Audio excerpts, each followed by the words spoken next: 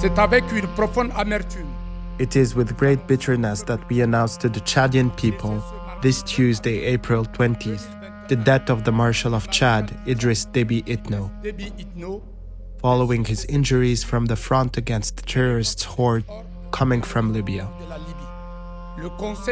The Transitional Military Council guarantees national independence, territorial integrity, national unity, respects international accords and treaties, and ensure the transition period for 18 months. National Assembly and government are dissolved, a curfew is installed, air and land borders are closed until further notice.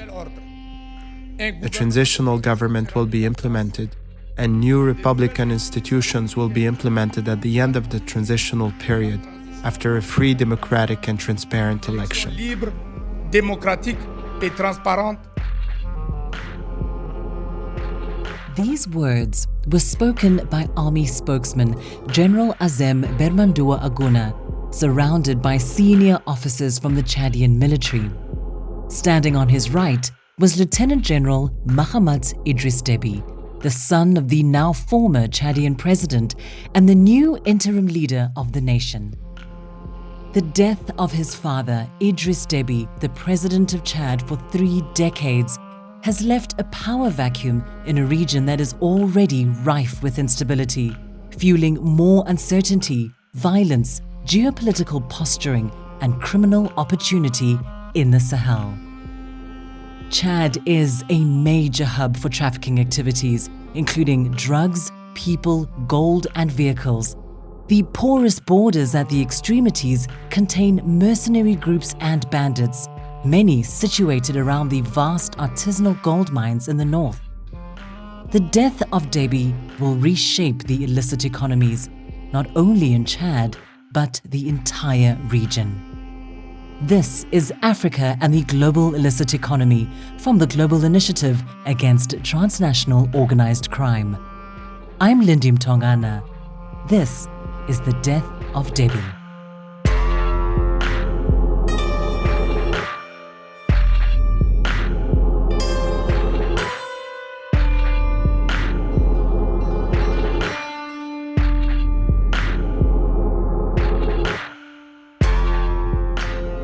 On the 11th of April 2021, while Chadians went to the polls for the country's presidential election, up to 1,000 fighters from the rebel group known as Front for Change and Concord in Chad, or FACT, swept through the Corzo Pass, 65 kilometers south of Libya, on Chad's border with Niger.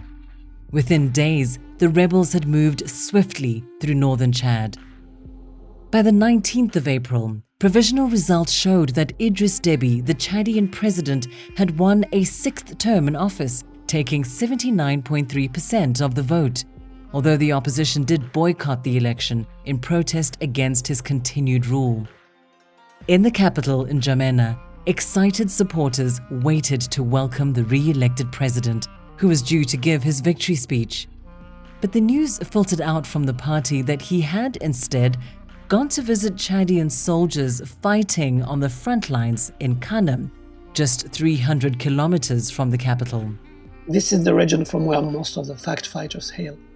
They may have been hoping local people would join them, and it's also possible they had sent an advance team. The area is probably less good for guerrilla than Tibesti, but it is still a very difficult terrain of sand dunes, which can benefit to those who know well the area. Jérôme Toubiana is an independent researcher specializing in Chad, Sudan, and Libya. It seems until the FACT had reached Kanem, either the Chadian army had not been able to intercept them, or they had decided the battle should take place there in Kanem. Many people were expecting the French aircraft would bomb the FACT, like they had done on the UFR column in 2019, but they didn't do it, presuming both Chadian aircraft and ground forces were sufficient. Still, the French aircraft provided Chadian forces with crucial information on the FACT's positions. In spite of this, on day one, it seems the Chadian army was surprised by the strength of the FACT. The force was 300 cars, which is not unusual for a Chadian rebel raid, but apparently more heavily equipped than expected. There were heavy losses on both sides, including several army generals. It was at this point that President Déby, fresh from his election victory, arrived and took command. It was also said that when he arrived, most of the fact was already defeated, but that he insisted on leading himself the last battle. It was said that he was about to be killed and captured, and was saved at the last minute from a clash in which several officers with him were killed. However, it is not clear whether he was injured during that episode, or if, as it has been increasingly said, he was injured later in a dispute with an angry general from his own tribe, a dispute related to older grievances, including maybe that episode of Yaya Dilo's defection and attack against him. The confusion surrounding the actual circumstances of Déby's death makes the situation even more murky. Indeed, Jerome mentioned Yaya Dilo. He's the cousin of Déby. The family dynamics in Chadian politics and relating to various rebel groups is quite remarkable, so perhaps let's take a moment to mention the episode of Yaya Dilo. Yaya Dilo was a former rebel commander who fought against Déby's government in 2006 before joining his government as a minister. But in the most recent election, Dilo attempted to run for the presidency against Déby. That was actually, that provoked a main crisis, showing that when you're from Déby's family or even from Déby's tribe, it's even more difficult than for anyone to actually become a rebel and to oppose the president, even by peaceful means. Déby sent tanks to arrest Yaya Dilo, and that was just before the latest election in February. And Dilo's mother was killed. That actually created big divisions and dissents within the Zahawa community.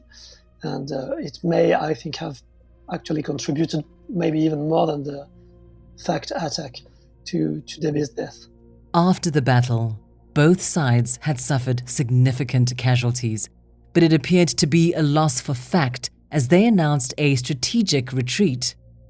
Fast forward to May, and the Chadian army are claiming victory over the rebels, although this is disputed by fact. Chad soldiers were greeted with cheers as they returned to the capital in N'Djamena on Sunday. The military says it had defeated northern rebels following weeks of fighting.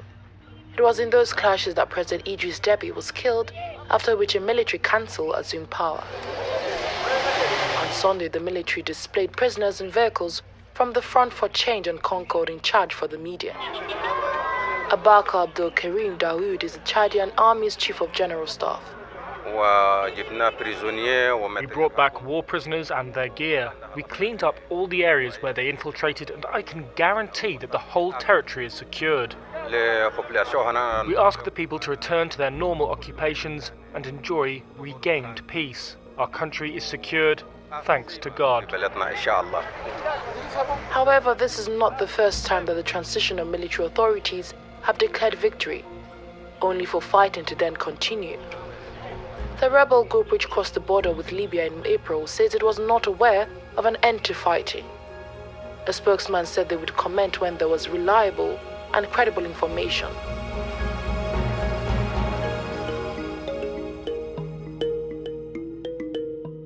So, who are FACT and where did they come from? The group was founded by Mahamat Mahdi Ali, who has been part of a number of Chadian rebel movements since the late 1970s.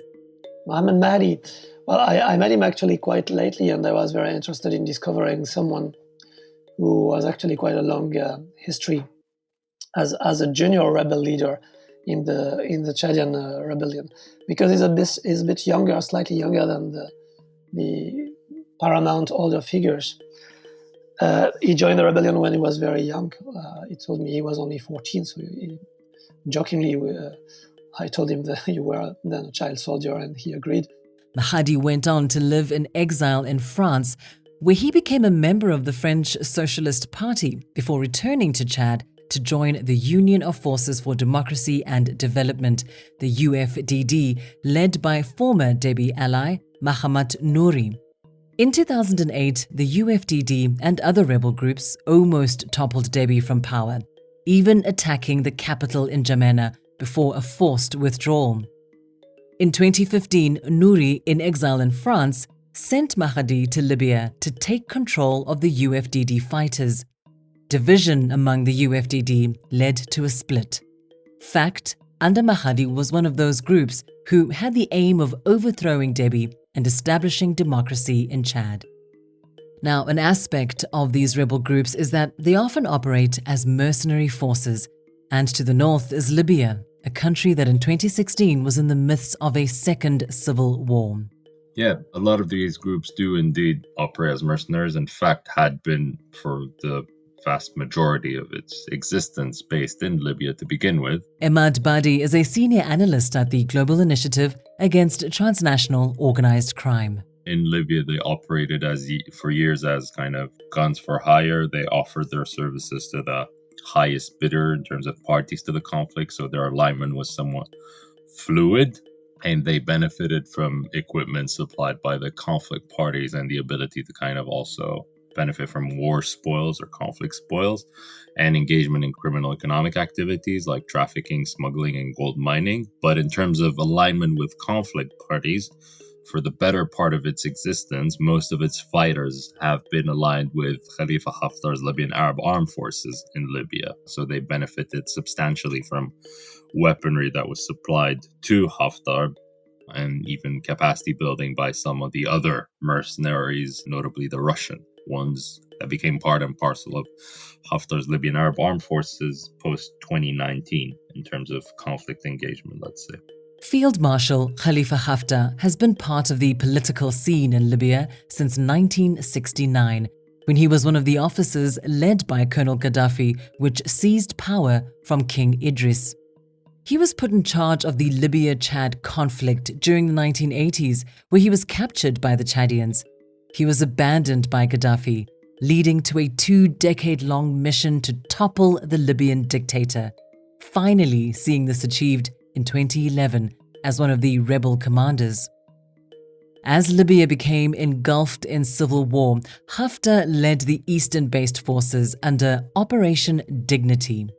In 2017, Haftar's forces took Jufra, the area where FACT were based. They didn't leave. Instead, they signed a non-aggression pact with Haftar's Libyan National Army, the LNA. This conflict experience cannot be underestimated. Had FACT not been engaged in Libya, it would not have the amount of military equipment, the amount of military kind of expertise that it benefited from. The group was founded by defecting Chadian army officers, but the bulk of the rank and file basically raised their military expertise or gained conflict experience in Libya. And then also the group's military capacity was predominantly derived either from Libya's conflict parties themselves and their foreign backers, or from engagement revenue-wise in illicit economic activities. So yes, they did directly benefit from that, and that's part of the reason why they'll ultimately not leave unless coerced into leaving. They happen to be based in a region with porous borders, little state control, and synonymous with illicit activities. And they utilized that. So FACT in particular was raising revenue through engagement in trafficking, smuggling, as well as gold mining in southern Libya with the Libyan, Chadian, Sudanese kind of border triangle. That's what they profited off of mostly, and actually a substantial amount of their funds were derived through engagement in economic activities, aside the military equipment that they benefited from by alignment with Haftar. So the group kind of split from 2016 onwards into those that operated as mercenaries, so those that engaged in conflict, and those that predominantly operated in the illicit realm, with obvious overlaps between both as well. Now, in 2021, there is a precarious ceasefire in place in Libya, brokered by the United Nations and leading to a government of national unity under Abdel Hamid Dbeibeh. has this forced militia groups to return home? In many ways, this transition is almost in paper only. A lot of the mercenaries are not exclusively returning because of the shift in Libya, but actually because of shifts domestically. On the Chadian side, you had FACT that de facto launched its incursion after the failure of Haftar's offensive on Tripoli, and after the environment in Libya kind of became less propitious for it to retain a footprint or a significant footprint there. But that doesn't mean that they'll be completely out of the picture. They'll still maintain a footprint in Libya. Part of that is linked to the economic engagement, this illicit revenue raising to an extent. And then part of it is also linked to the fact that, well, Libya's transition is precarious, therefore aligning with one or another conflict party might prove beneficial in the future, particularly since those might actually fund them or provide military equipment to them. This illicit revenue that Imad just mentioned, perhaps it's best at this moment to look at where that revenue comes from and the role of this region in illicit markets. And the best place to start is where Chad is located. Chad plays quite a huge role in the region. Alice Faraday is a senior analyst at the Global Initiative Against Transnational Organized Crime. Firstly, I think there are some geographical considerations to look at. So Chad is a really huge country. It shares over 6,000 kilometers of borders with very volatile regions: Libya, Sudan, Niger, Cameroon, Central African Republic. And not only is it very difficult to have strict state control across such a vast territory, but also within Chad, there are quite a number of socio-economic challenges.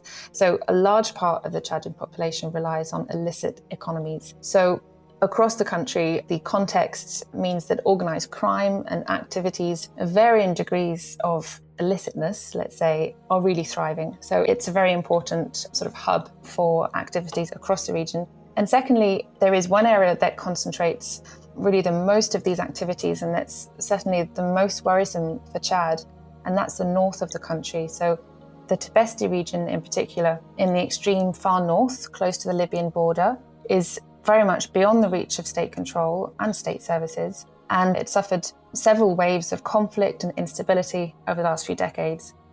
I visited Chad in 2016 as a reporter.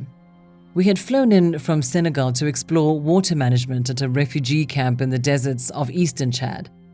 From the air, I was immediately struck by how big the country seemed, and empty too.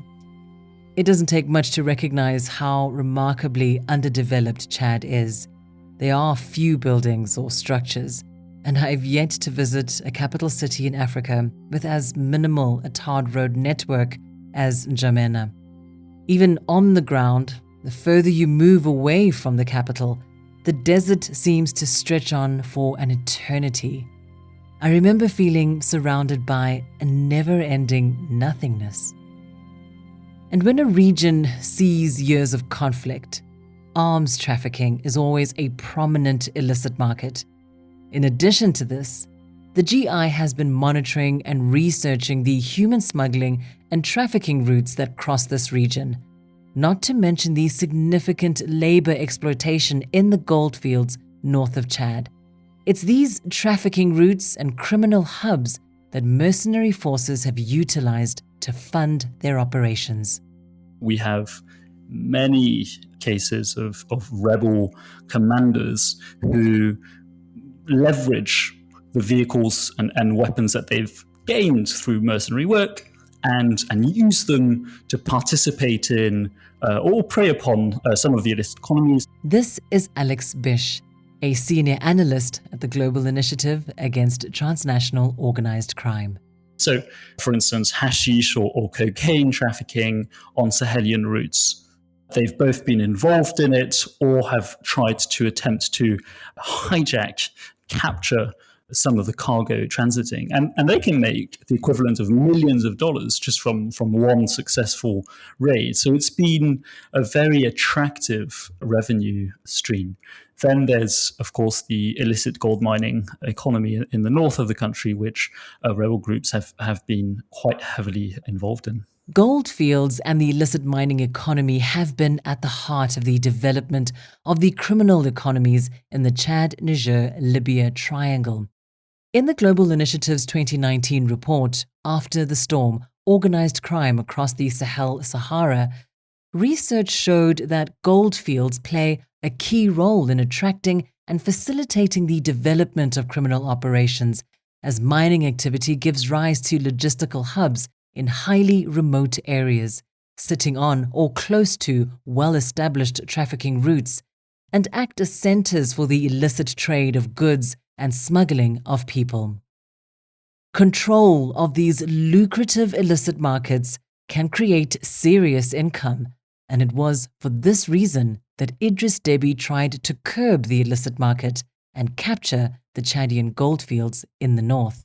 One of the main instances over the past 3 years of Déby combating the illicit economies has been through the government's war on illicit gold mining in the north. And so from mid-2018 throughout 2019, really, the Chadian government waged a war on a few goldfields, the Kouroubougoudy goldfield and the Miski goldfield, and for two main reasons. First, because they saw gold mining as a security threat, because Chadian rebel actors were using the goldfields as a source of revenue, but also because it's been a key area for the recruitment of youth into rebel groups, but also because the government wanted to actually exploit the gold in an industrial way. And so, securing the goldfields is a mean to do that. Ironically, the effect of the government crackdowns on the goldfields was more that it stimulated the criminal economies and the rebellion rather than countering it, because what happens after a government raid on a gold field, on a gold site, is that gold miners flee the gold field. And we've heard of many instances where after a crackdown on a gold field, recruitment into rebel groups increased.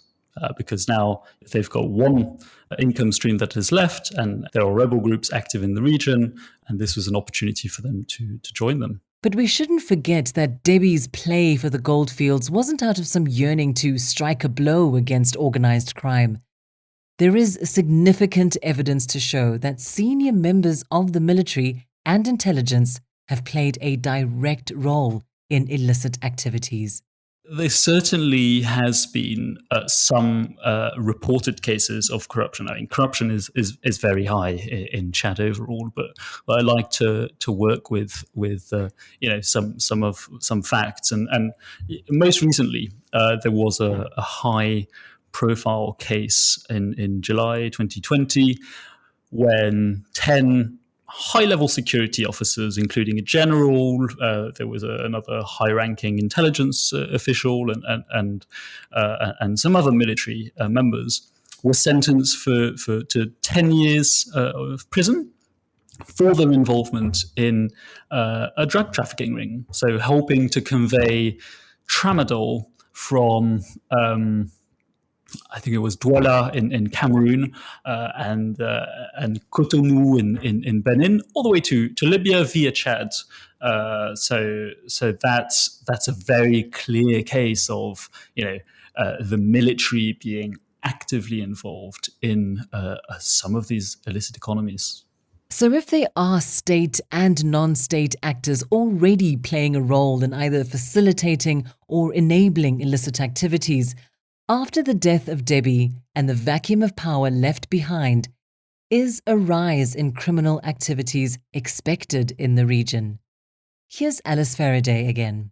These different flows of arms and people and drugs across the region and the activity of criminal armed groups is already there and already growing even prior to Déby's death. What we're seeing is, in terms of the concentration of criminal operations around goldfields in northern Chad, we're seeing mercenary or ex-mercenary groups who have long-standing combat experience in Libya. They have the capacity to move across vast areas between northern Chad, northern Niger, southern Libya, and they're able to leverage this in a wide range of criminal activities this is something that has been increasing even prior to Déby's death. So we're already seeing an increase in the activity of these criminal armed groups who are either directly involved in trafficking, so drugs, arms, and people trafficking too. They may be hired to escort shipments and convoys and be involved in the protection of these trafficking activities.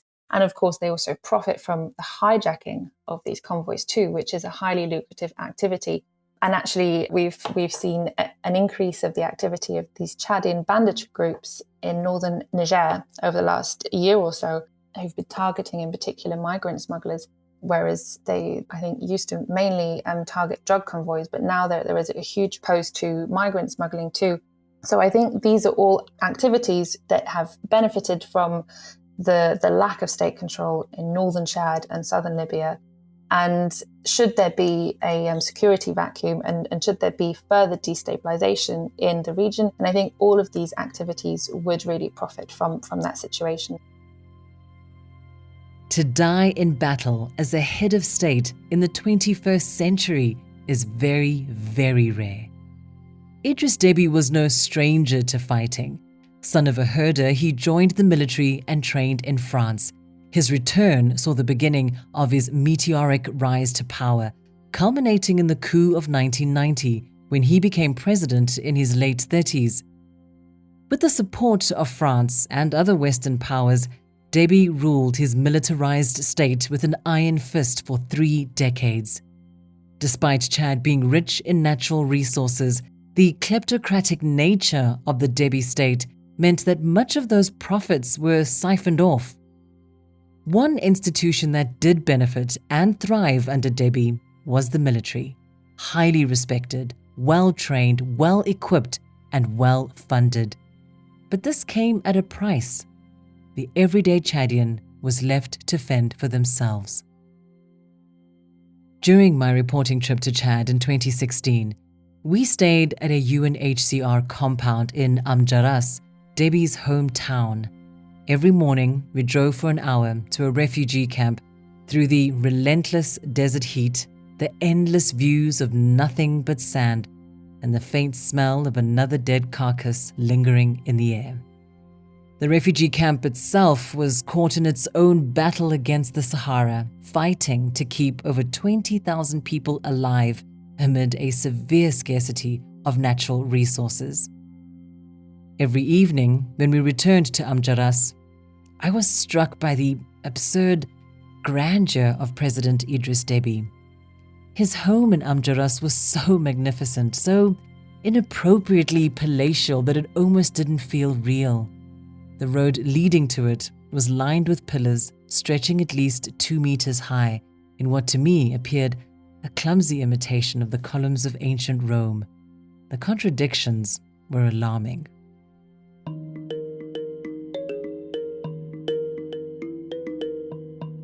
Now, Déby enjoyed significant support from Western powers, particularly France and the United States, where he was seen as a stalwart defender against jihadist groups that roam the Sahel region. During the 2000s, Chad became a significant producer of oil, and the Déby regime invested those profits into a strong military. That military worked closely with French forces stationed in the country, the UN mission in Mali, the US war against Boko Haram, and was a lead member of the G5 Sahel Joint Force for Counterterrorism. When talking about the Sahel, Chad is not engaged in the Sahel just to fight terrorism within the G5 Sahel, but Chad is engaged in the Sahel also as a part of the partnership and the commitment between Chad and France. This is Dr. Ramaji Hoinathi, a senior researcher at the Institute for Security Studies, where he covers West Africa, the Sahel, and the Lake Chad Basin. So we have here what we call this military diplomacy that is for Chad to engage with France in all those terrains.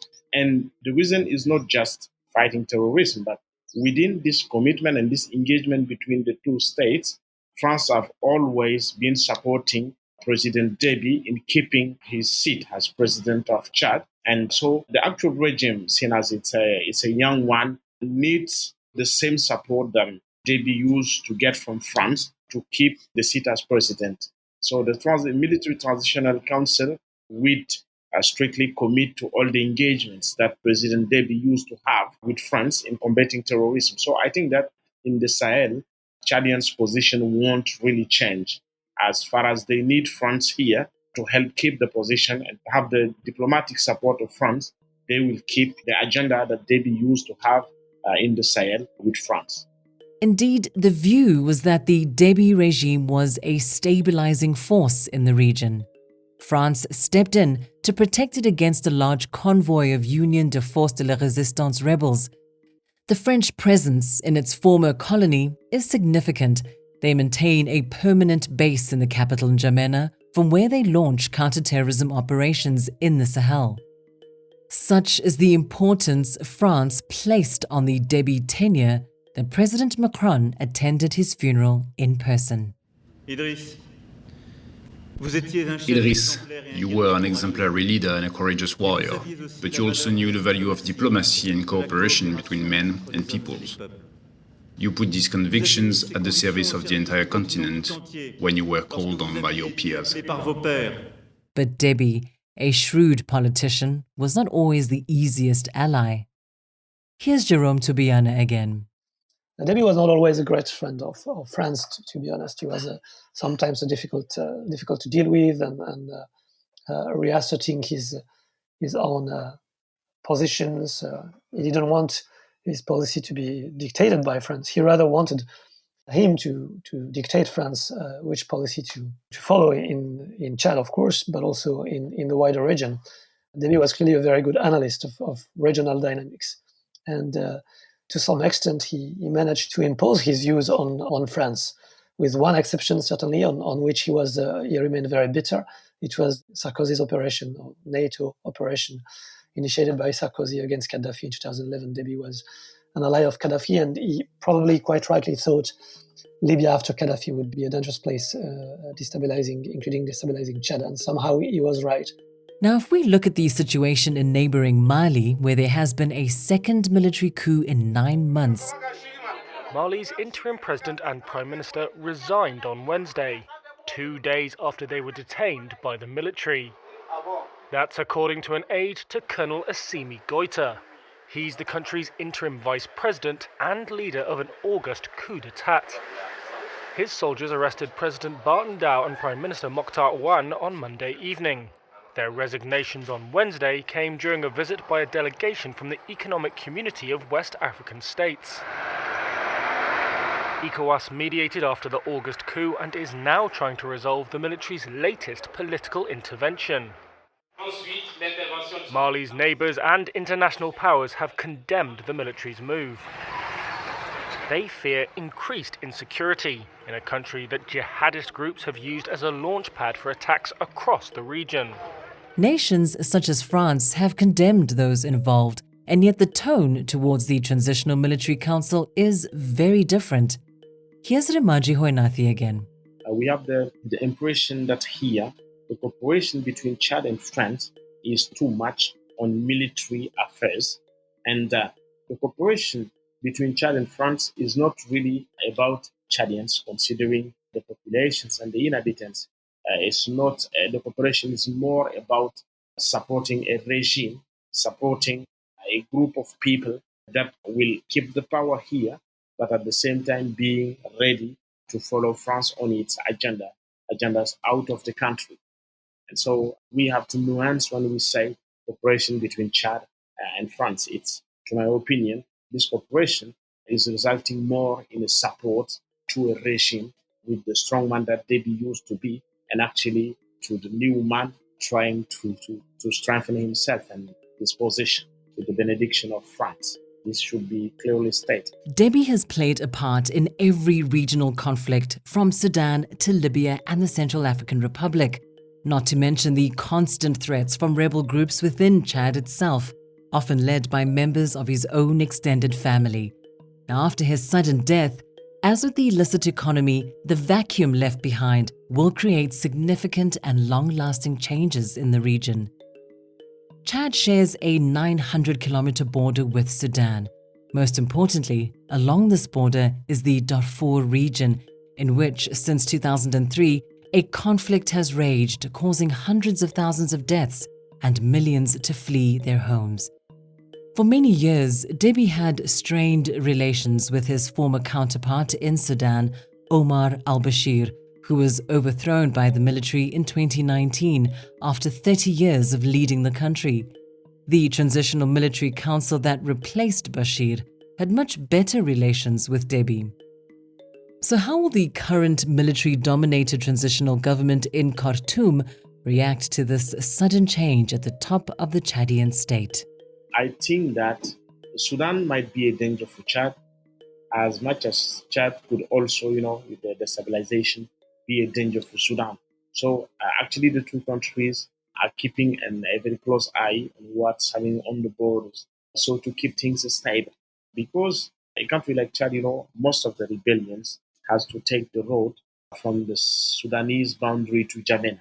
And this is kind of the highway to the power. And so, no, Chad should be keeping a very close eye on the dynamics in Sudan. And last weeks, we observed some community conflict in the Darfur. And this is also something that from here should be watched closely. As far as Chad will remain stable, I think that there shouldn't be any danger on Sudan. As the conflict in Darfur continues, the new Transitional Military Council also has its long southern border with the Central African Republic to consider. It has been asserted and reported that a lot of the people within the CAR rebellions have been originated from Chad, that they have a lot of acquaintances with some officers within the Chadian army. So I think Chad has a very complex role in CAR. First, being officially a kind of an ally and a friend country to the CAR, but at the same time, being kind of godfathering in some way some of the rebellions. So it's a very complex role.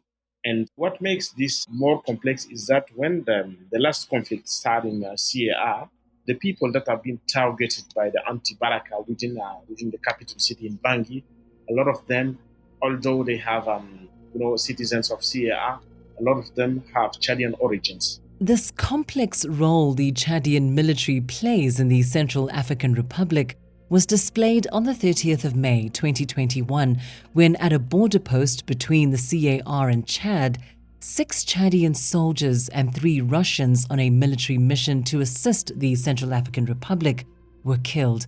An international investigation has been called for.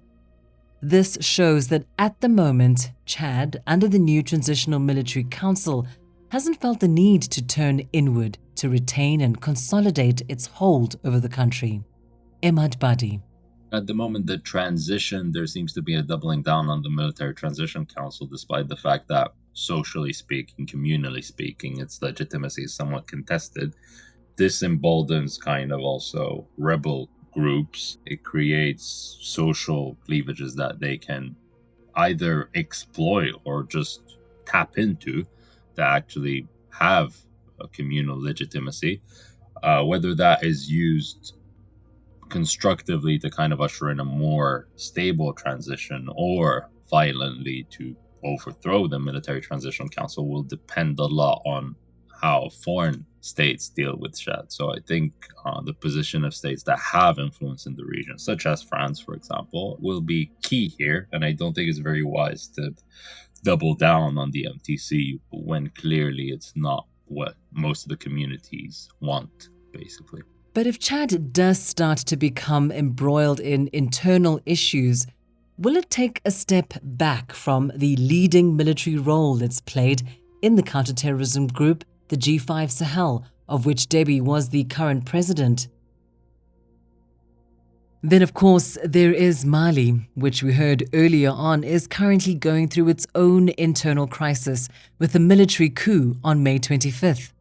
So what about the UN mission to Mali, MINUSMA? The French have announced it's halting joint military operations in the country, and if Chad withdraws its forces, will jihadists like Boko Haram exploit the void left behind by one of the more capable military forces in the region and even increase attacks in the Lake Chad basin? Here's Ramaji Hoenathi again.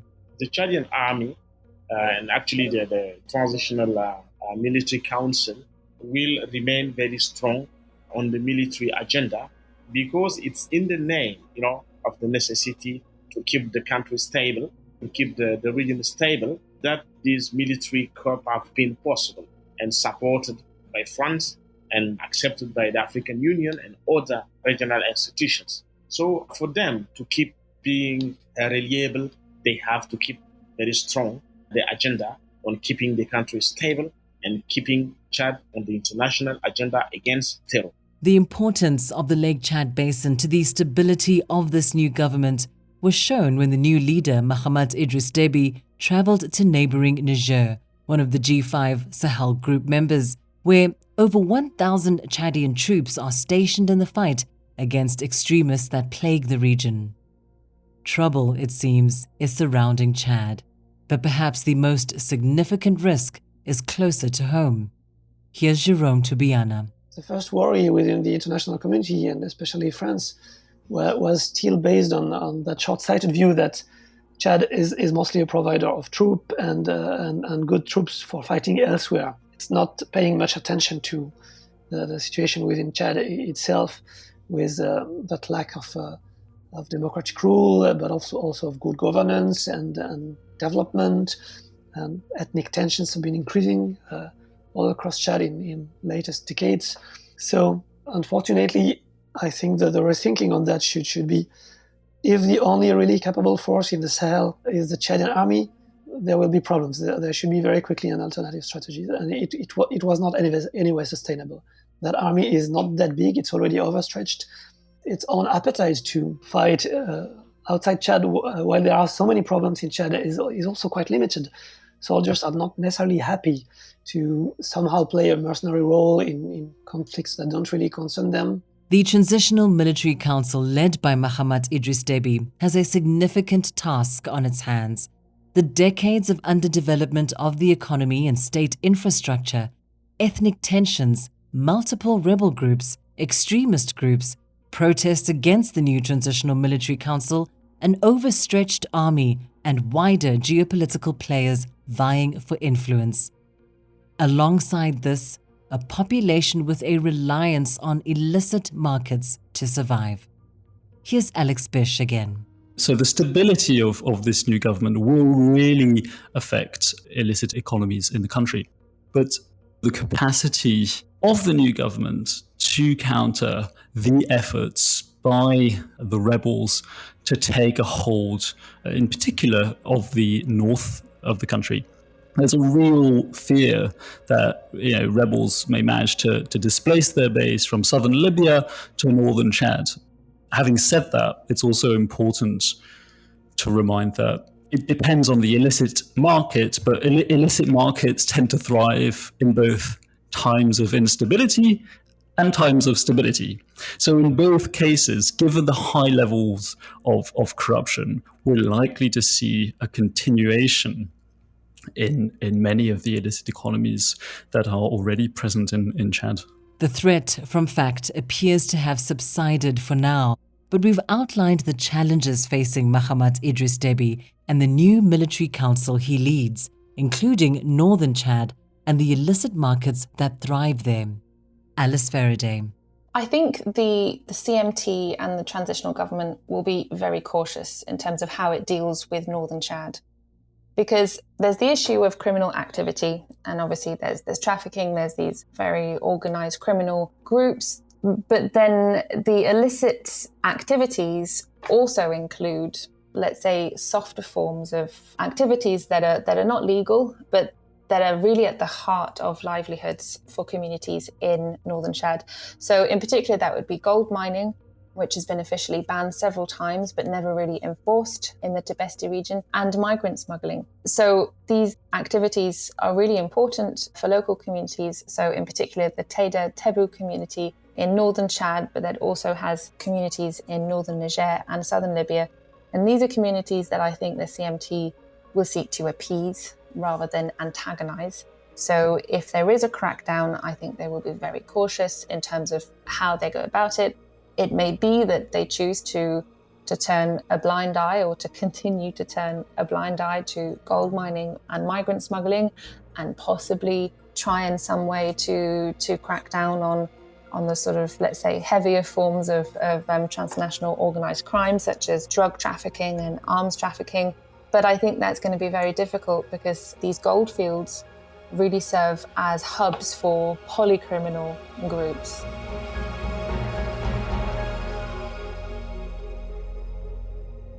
Illicit markets and organized crime thrive where there is insecurity, inequality, and lack of development.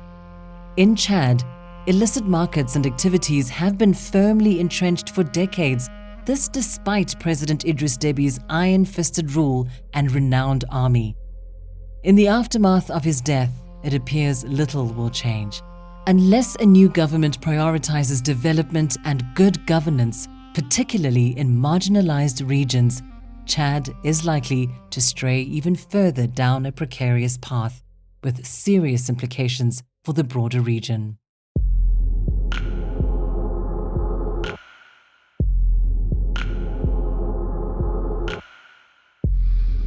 That's all we've got time for in this episode of Africa and the Global Illicit Economy.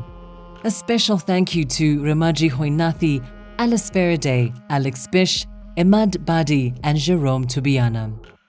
For more analysis on what Idriss Déby's death means for the illicit economies of Chad and the Sahel-Sahara region, as well as a substantial report from the North Africa and Sahel Observatory called After the Storm: Organized Crime Across the Sahel-Sahara Following Upheaval in Libya and Mali, there are some links in the summary to this show.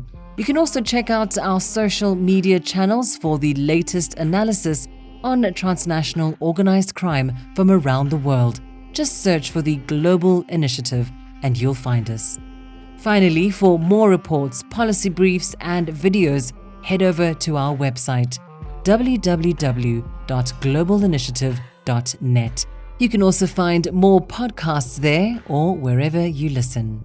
This is Africa and the Global Illicit Economy from the Global Initiative Against Transnational Organized Crime. I'm Lindy Mtongana. Thanks for listening.